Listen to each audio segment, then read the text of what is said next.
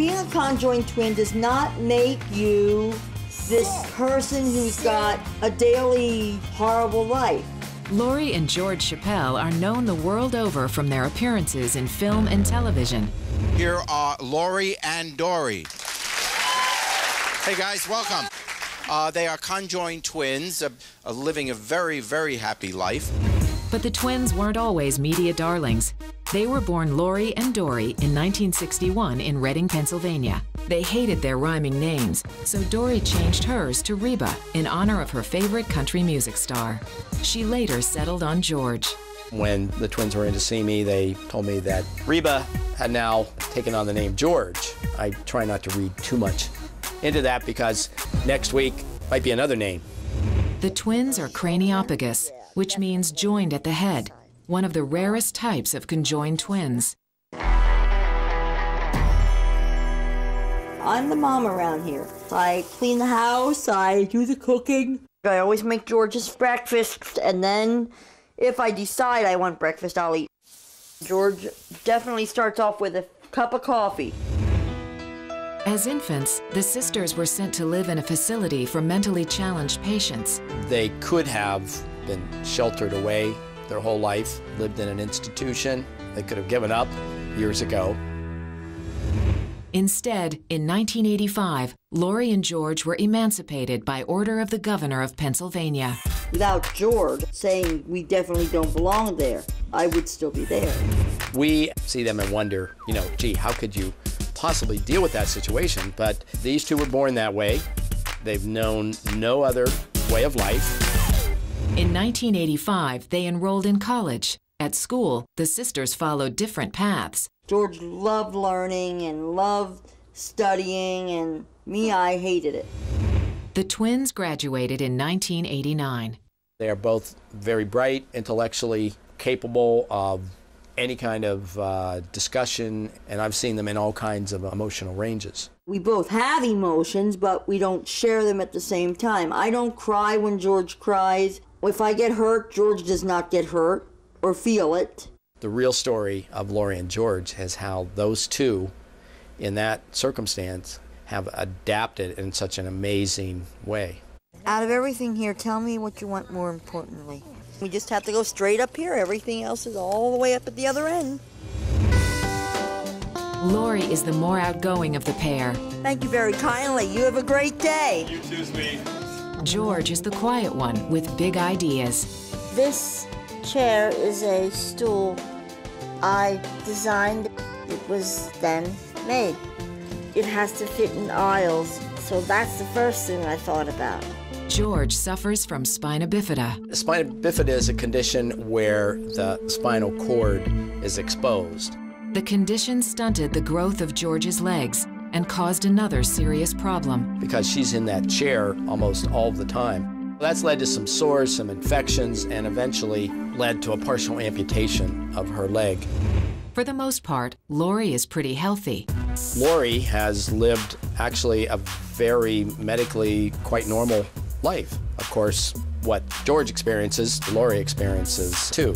So she's been there whenever George has gone through her difficulties and hospitalizations. I'll get it for you, George. The sisters don't have 9-to-5 jobs. Instead, they focus mainly on their community work. We have a club. It's called the Sunshine Club. And we do things for people in the building. We'll have dinners and stuff like that. George is into show business. My movie career started with a movie that I did with Armand Assani called Tent. That was done back in the 90s. That's when my music career started. They've been places that I haven't been. They've met people that I'll never meet, famous people. The two maintain busy, often separate schedules. I date just like anybody else does. I go to movies or I go to restaurants.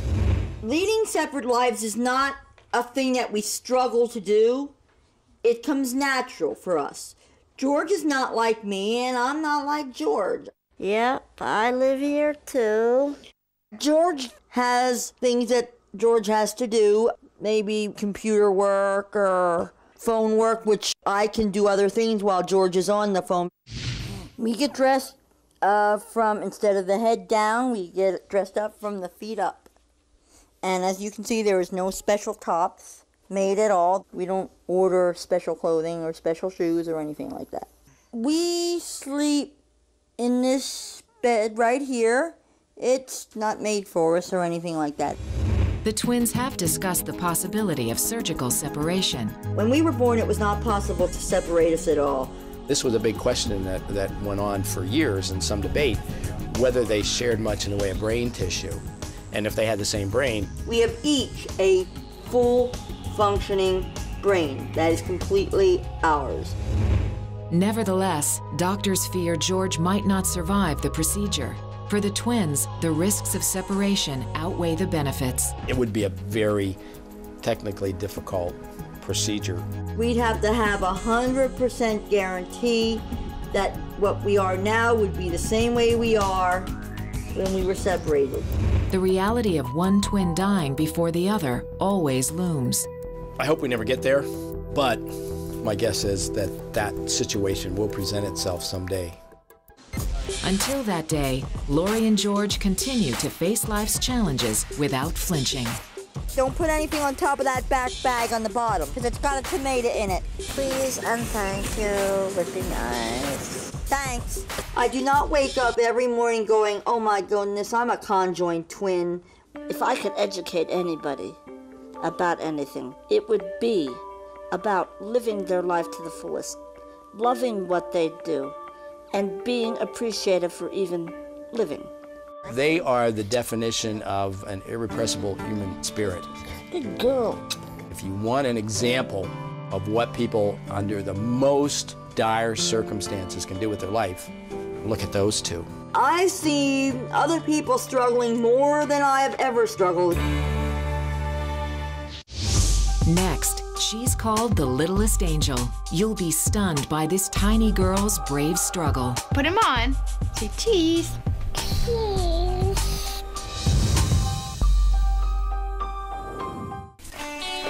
Well, there she is. Good morning, sunshine. How was your sleep? Yay! Kennedy Jordan Bromley, nicknamed the Littlest Angel, has been making headlines since she was born. She raises people's spirits. She makes people smile. She just has this effect on people, and I've never seen anything like it in my life. Kennedy's mom, Brianne Jordan, knew something wasn't right during her pregnancy.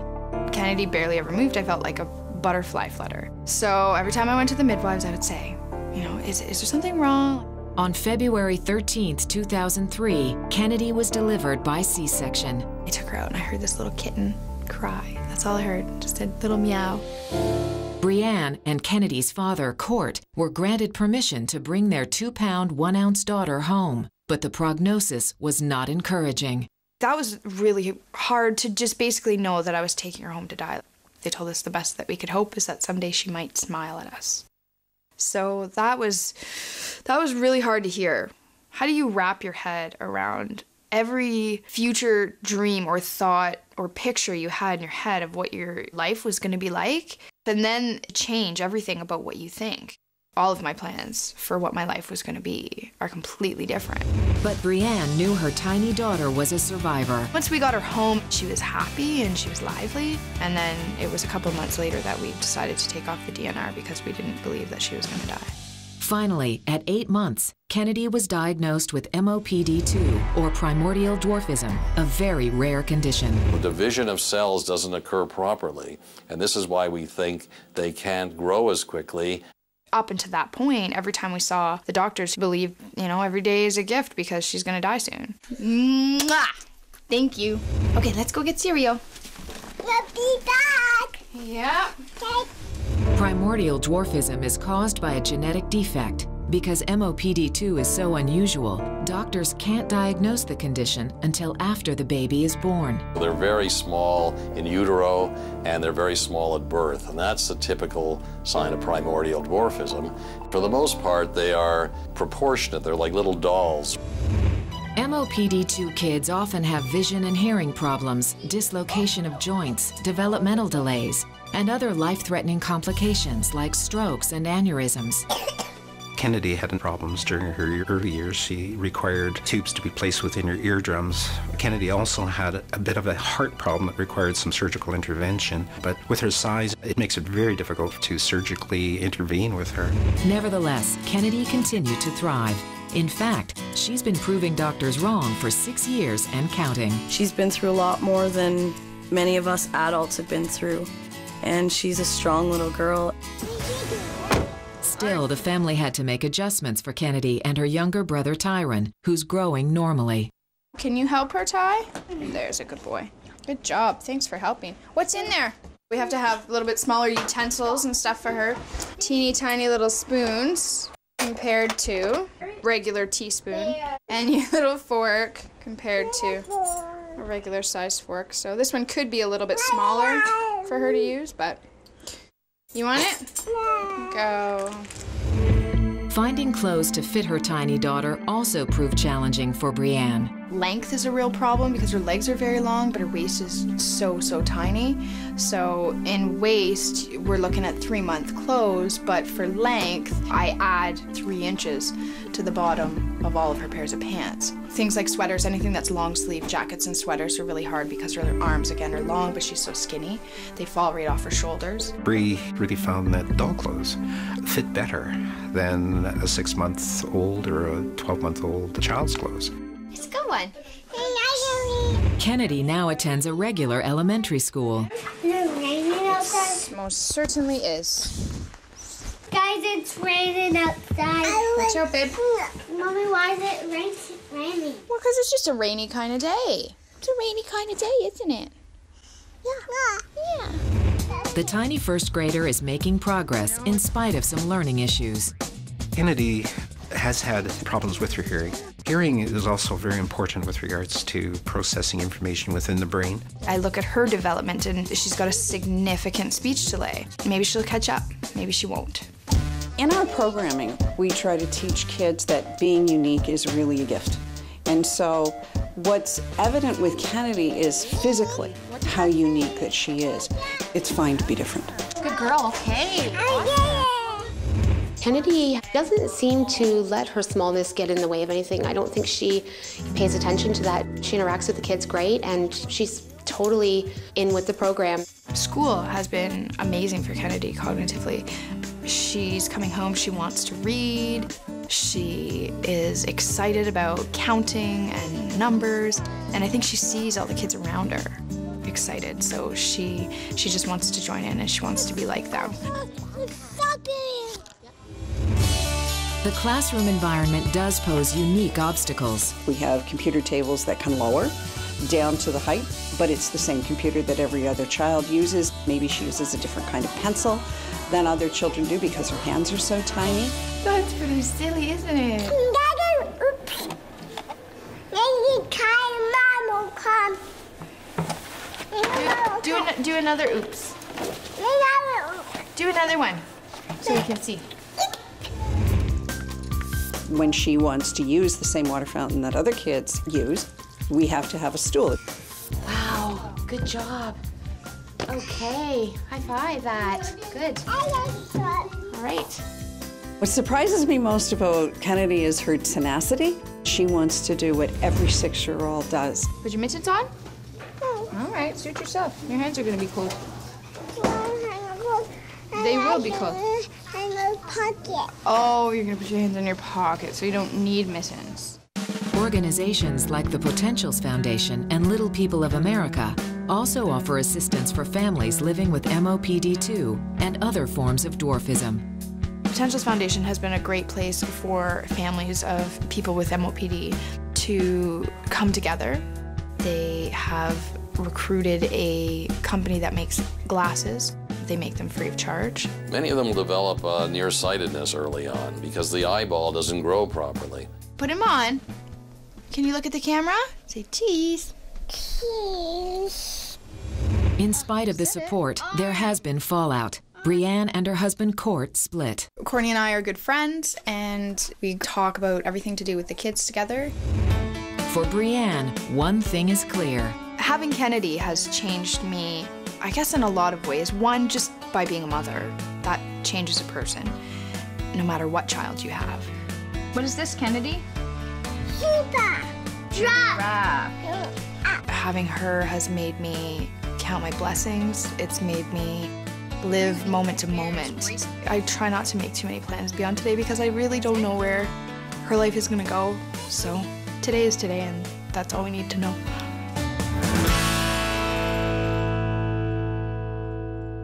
Actor Richard Kiel, celebrity makeup artist Kevin O'Quan, wrestler Andre the Giant, all three battled a debilitating condition called acromegaly. Acromegaly is an overgrowth of tissues in the body. It's usually caused by an excess amount of a growth hormone-like substance. The condition is not only rare, it is very difficult to diagnose. It probably occurs with an annual incidence of about 6, perhaps 8 patients per million population. Lifespan is definitely shortened. He's getting me. Robert Fierro was a normal Fresno teenager who dreamed of one day playing professional baseball. At the age of 15, his body began to change rapidly. I noticed that during my freshman year, I am getting a little bit taller. My friends are shorter than I am, and I noticed that lying down, my feet would be hanging over the edge of the bed. He's tall, but I never thought anything of it because Bob's family are all tall. He was a little clumsy, constantly going to the emergency room for falling off his bike. But he was also all boy too, so again, we never really thought about it. I went from a size 13 shoe size my freshman year in high school to a size 15 a year later. Robert's symptoms began to worsen. The headaches started right around my freshman year in college. They got to the point where I really knew something was wrong. Driving home from work one day, Robert experienced a terrifying loss of vision and was forced to pull off the road. I would look at the lines on the roads, and to a normal person, they would look straight. But to me, they were at a complete angle. And then that's when I realized there's something seriously wrong. And he goes, "Dad, I can't see." And he's in a panic stage. I'm like, just calm down. Robert's mom, Maria, immediately took her son to the ophthalmologist she works for, Dr. Victor Narenberg. This is someone who I had always seen at work in perfect control, and I could see tears welling up in her eyes because she knew that it was serious. And at that point, she called me on the phone and said, I know what this is. It's a brain tumor, and I didn't know what to expect. They did the MRI and found a pretty significant tumor. And at that point, he was in a lot of pain. Just hearing that word tumor, sent my whole body into a worry state. I didn't really know what was going to happen on from then on. Robert went from the emergency room straight to surgery. The right thing to do is to proceed to surgery quickly before things can deteriorate any further. The tumor wasn't cancer, but doctors were finally able to diagnose Robert with acromegaly. I was upset. The one thing I love to do is play baseball. My thoughts were, what's my future going to be? What's this going to put on my daily life? Am I going to have more health complications? The surgeons managed to remove 98% of the growth. Robert also had radiation to make sure the tumor wouldn't grow back. The radiation that we have now is extraordinarily sophisticated. We can now kill anything in a small area inside the brain without damaging delicate structures around it. Robert's little brother Max did his best to help out during Robert's recovery. Obviously, he was worried about me, and since he couldn't come in, to see me, he figured he'd do some drawings for me. As far as future treatments, right now I'm on hormone therapy, and it's pretty much like a diabetic. It's something I can deal with. He now teaches kids to play baseball. That as long as we control Robert's disease, he's going to do fine. After this whole experience, I would say I appreciate life more. It's crazy how you take your family and your friends and everything around you for granted. And I hold my family and my friends closer more than ever. While Robert's acromegaly is under control, not every patient is so lucky. Las Vegas native Tanya Angus made headlines in 2009 when she appeared on national television. Once statuesque at 5'11" and 115 pounds, Tanya is now 6'6", 480 pounds, and still growing. They cannot control my growth with medicine. Tanya shared her heartbreaking story on the Today Show to shed light on a syndrome that can cause alarming changes. I'm still growing. Everything.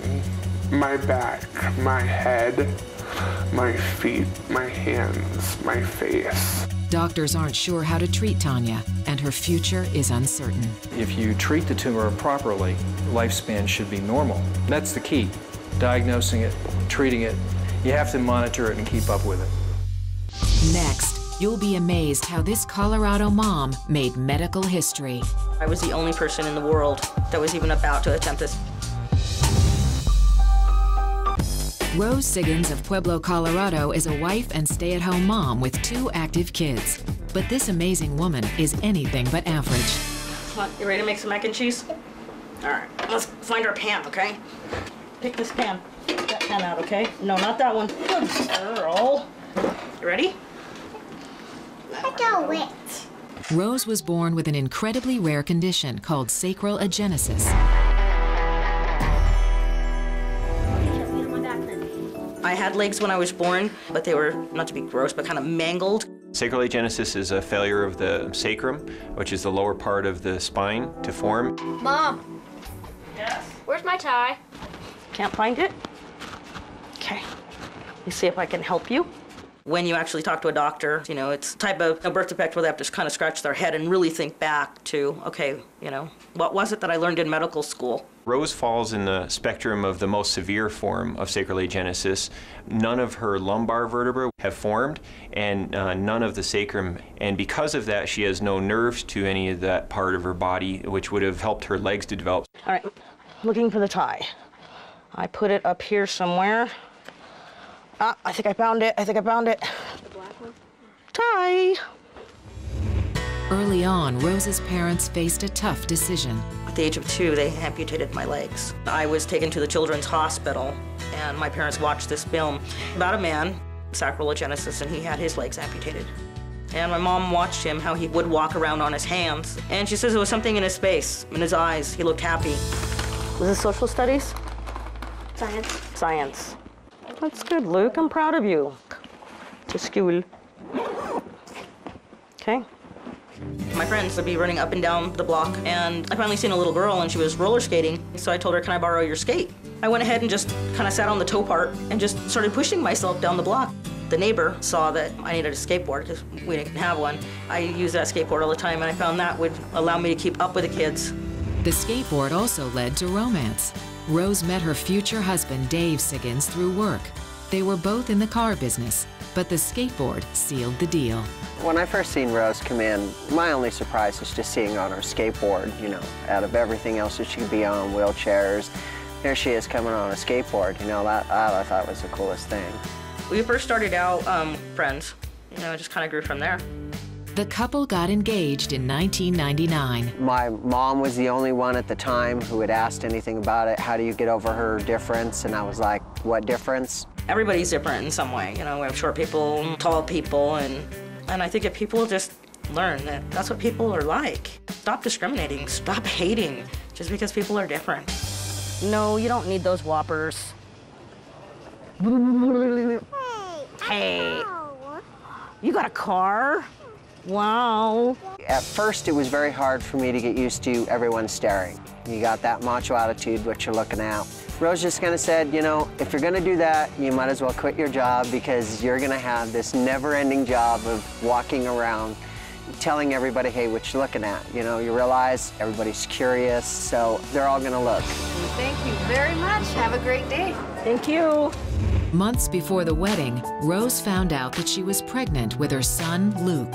The reaction when I found out Rose was pregnant was definitely a surprise, and then the doctors were more concerned about that than we were. First one that I saw wasn't very supportive of the whole pregnancy. I think it's because he probably Googled it and realized that I was the only person in the world that was even about to attempt this. Rose's reproductive organs were intact, but doctors were concerned about her ability to carry a baby to term. In Rose's case, since she doesn't have a spine and her pelvis is very small and sort of rudimentary, and when she sits on it, it collapses up. So all of her organs get pushed upward. And as the baby develops, instead of developing out in front, it will develop sort of in all directions. I had so many doctors that were worried about so many different things. I stopped worrying. Why should I sit there and worry about things I don't even understand? Luke Siggins was delivered by C-section on January 6, 1999. We had Luke. I had no problem. It was great. It was a miracle. It was miraculous, not because sacroiliagenesis leaves you without the female parts to be able to have children, but because not having a lower spine leaves you with very little support to be able to be pregnant. I was always afraid that the nurses were going to look at me like, you're a freak, and look what you did. You brought the child into the world, now he's gonna have a freaky mom. And this woman, I'll never forget, she said, you're Luke's mom. Well, here you go, here's your baby. And never once did she refer to my disability. She treated me like a woman. Rose gave up her job at an auto shop to become a full-time mom, but her second pregnancy almost cost her her life. Lots of things went wrong with that pregnancy. I started having unexplained bleeding. We had a few emergency visits, and I remember making all kinds of promises to God and, please, please let my baby make it. Take me, just don't hurt the kid. Daughter Shelby arrived early at 35 weeks. In the process of, removing the kid, the doctor finally realizes, oh, yeah, you got a problem with your gallbladder. And remember those chest pains you were having? Your appendix. I remember at the very, very end, the OB said, hey, do me a favor. Forget my name, forget my number. We're not doing this again. As Rose gets older, she faces some big obstacles. My shoulders kind of act like somebody's hips, and they're not meant to be, so they're wearing down a lot quicker. My elbows are pretty much the same as your knees. They're wearing down too. So there's some chronic pain, but you just bite it and go forward. She's overusing joints that weren't designed to be used in the way she's using them, and she's likely to develop arthritic problems. I think she realizes that there's going to be some decisions coming down the road. Wheelchairs, she doesn't like them at all. She thinks of herself badly if she's in a wheelchair. Certainly there'll become a time in which she'll need some more help from others, but it would surprise me if that was very soon. Okay, find me some butter. Tickles! Rose doesn't let the future prevent her from enjoying life in the present. She's the best mother I could ever want for my kids. I've got you. I've got you. She's a woman that can go out and change your brakes on your car and still have your laundry and your kids taken care of. Luke has no problem. He treats me like a regular mom. That's my mom. And ever since I was born, you just get used to it.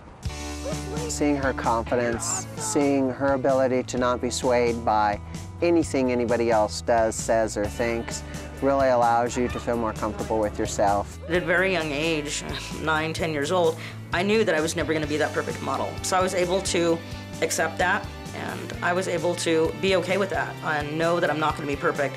So I learned to love myself for all of the faults that I have. Ready?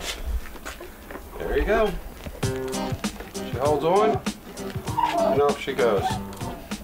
If there was a Guinness World Book of Record for swinging, she would win. Brooke Greenberg may one day make the Guinness Book of World Records, but not for swinging. She has something that nobody else on the planet has. Incredibly, on January 8, 2010, Brooke Greenberg turned 17. Nobody knows what's going on with Brooke. She has something in her chromosomal makeup that inhibits her to age. In reality, she could live forever. Brooke is the third of Melanie and Howard Greenberg's 4 daughters. Come on, let's walk over here. Show everybody how you walk. Okay. Good job. Even before Brooke was born, Melanie knew something was different with this pregnancy. The doctor would say, I'm not sure about the growth. By the time I got to the 8th month, they started doing tests and decided they wanted to do a C-section.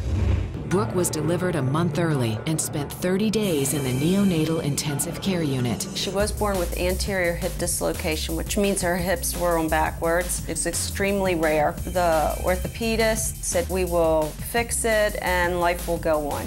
But there were more problems. She started getting pneumonia, and she was susceptible to catching anything, not like the other children. First year and a half, we noticed she was not developing in her growth or her height. We tried everything we could to put weight on her. We gave her some growth hormones, and that didn't work. She was in the hospital all the time. From 1 to 5, she was in the hospital maybe 60% of her life. She has escaped death 4 or 5 times. Every obstacle she overcame. All right, Brookie. Well, we go inside, watch a little TV. The Ravens are on. It's our favorite football team, it's the Ravens. As the years went on, Brooke seemed to be frozen in time. She doesn't age.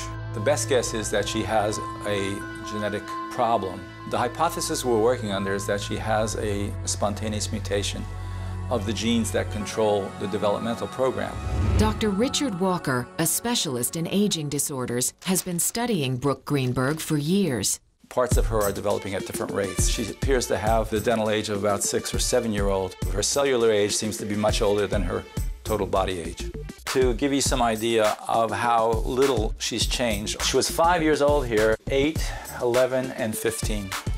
Now in her 17th year, she doesn't appear to be much different. Hey, Princess. Now your shirt's all messed up. I wouldn't explain it to a new friend. I would have to get to know them before to explain what's with Brooke. I mean, I grew up with it, so it's just normal to me. Usually when we're out and about with Brooke, people don't really know, and the first thing they say is, oh, how old's that little baby? And I never tell them her age because you get amazing looks. Or we have to go into the whole story. The whole story, and it's just it's not worth it. So whenever Brooke was 12 years old, and I would say 12 months old, it's just too hard for people to understand. It's just not fair for us to sit there in front of Brooke and explain like she's a science project. Yay! Gotcha! When she goes to school and they do testing on her, she could be 12 to 18 months in physical motor skills, 9 to 12 months in cognitiveness. It depends on what the test is about. We have here an MRI of Brooke's brain compared to just a generally normal brain. One estimates the age of this brain at less than a year. I think that she is a lot smarter than everybody thinks, but in her own way. She understands. She might not be able to verbalize back, but there's some understanding with Brooke. Brooke has a full-time nurse and goes to a school for children with special needs. But in many ways, she's just like any other kid. Brookie loves music. She loves when the radio's playing loud. She loves someone to dance with her. She likes being independent. She's no different than the other girls in the house where they want to be by themselves. Every now and then the bus driver lets her drive the bus home. She's just a really happy-go-lucky child. We watched Kardashians yesterday, and she was just tearing up laughing when they got to where they were having the wedding dancing. She really loved that. And everybody says you would always like to have your baby forever. We look at it differently. I mean, in our hearts, we would always like to see Brooke grow up, see her go to a soccer game or drive a car or do whatever. But we're blessed. One of our doctors told us just think in the moment and give her the best you can for that day, and basically that's what we do. Science is looking to Brooke Greenberg, hoping her condition might hold the key to the riddle of aging. We've been told that Brooke is 1 in 6.5 billion. She is that rare. Brooke may bring us the secret to aging by virtue of giving us the genes that actually are responsible for it. She's a lovely girl. Right, Brookie? Brookie, you're more fun. She will laugh. Not today, not now, later maybe. I couldn't imagine our life without Brooke. Up next, you won't believe what transformed this Indonesian man into a human tree. He couldn't comb his hair, and he couldn't fit his hand through a shirt sleeve.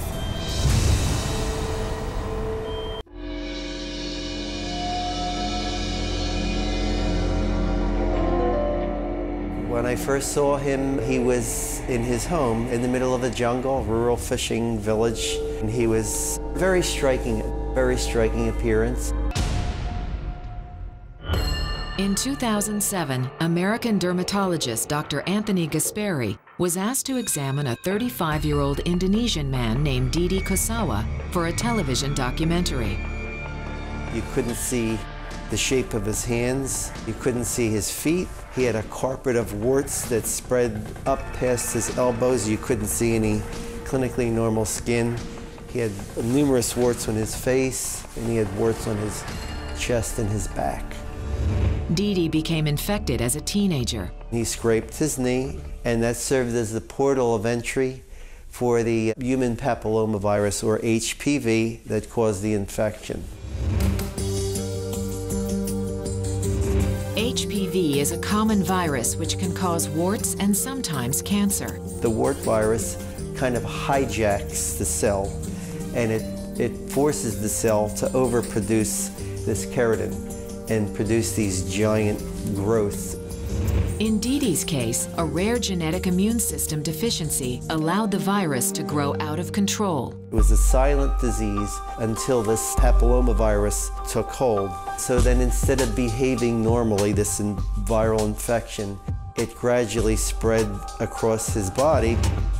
The warts weren't painful, but daily life became a struggle for Didi. He had difficulty holding things. He couldn't comb his hair, and he couldn't fit his hand through a shirt sleeve. Locals referred to Didi as Tree Man. Basically, it felt like wood, hence he acquired the name Tree Man. He has all the aspirations of a normal 35-year-old Indonesian young man.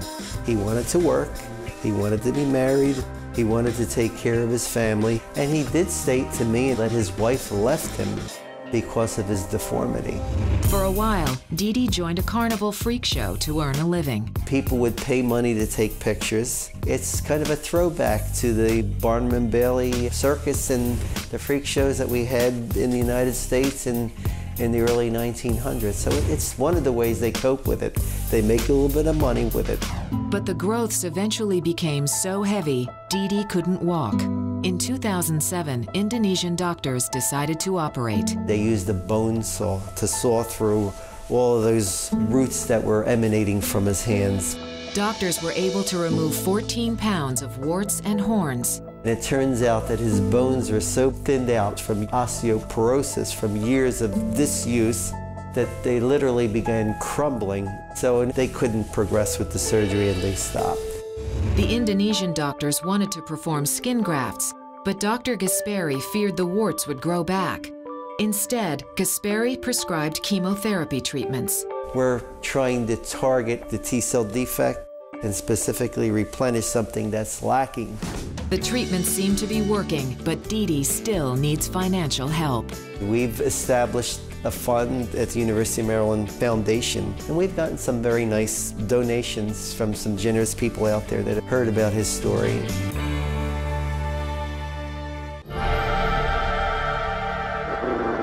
Hollywood's obsession with werewolves has been going strong for more than 50 years, from classic horror films to contemporary hits like the second Twilight movie, New Moon. Larry Gomez benefited from this fascination. He suffers from a rare condition called hypertrichosis, more commonly known as werewolf syndrome. There are probably less than 100 cases described worldwide. Larry has been afflicted with the syndrome since birth. Hypertrichosis can be caused by a number of different things, and genetics is a big one. In my family, my brother with the same condition, my sisters don't have it, and I had another cousin with the same condition. The risk of developing hypertrichosis can be high in families that carry the gene. There are certain ways of inheriting a condition that is a 50-50 type of a thing, and that means about half of the kids that you have are going to have hypertrichosis. Larry's mother, a devout Catholic, urged her son to embrace his condition. He told me He had to believe in God and the ways he make the people. So he make me like this, and it's not difficult. It's something great, something good. Larry grew up in a poor village in Mexico. There weren't a lot of options for a kid with werewolf syndrome. I started working the circus because in my little town, we don't have nothing to eat. That's the truth. So we had to make money one way or the other way. Larry stayed with the circus for about 14 years. He eventually moved to the United States, where he hooked up with talent agent Chuck Harris. Harris specializes in oddity acts. People all want to know about him, so I'm able to take him all over the world for television shows, and he makes a very nice living doing that. Wow! So has he ever thought about removing his hair? ¿Alguna vez te quisiste sacar el pelo? No, por mí. No, I never. No. The hair around the eyes, it bothers you, but you don't want it trimmed, huh? No, it's not a problem. There are a number of treatments that we use to remove hair, things like waxing, depilatories, plucking, electrolysis, and lasers. He actually feels blessed he looks like this, which is amazing. I cut my hair on the head once in a month, but I never touched my face because it's never got long. Stay like that.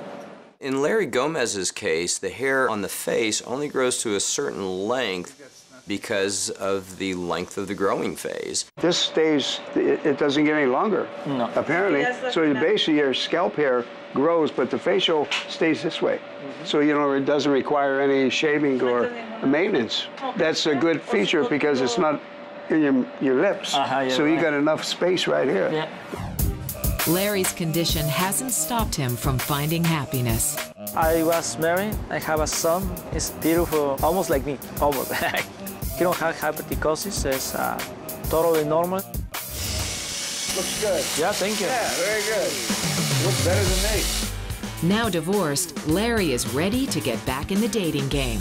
Larry attracts more beautiful women than I think I could ever chase in my life. And that me off like I can't begin to tell you. While Larry has enjoyed his time in the spotlight, he's looking beyond show business.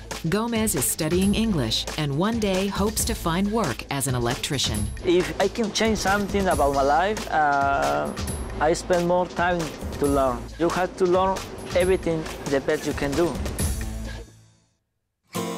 While it can be difficult to live in a world where you are different, these patients and families have found remarkable ways to create a normal life. Yeah, Mommy gonna show you where. Okay? You do it with me. Do it together. Everybody's always trying to be perfect. I mean, the media tells us that this is what a supermodel looks like, or this is what this movie star looks like, and we just need to accept each other for who we are. I wouldn't change anything, really, because there's nothing that I find so bad that I want to change it.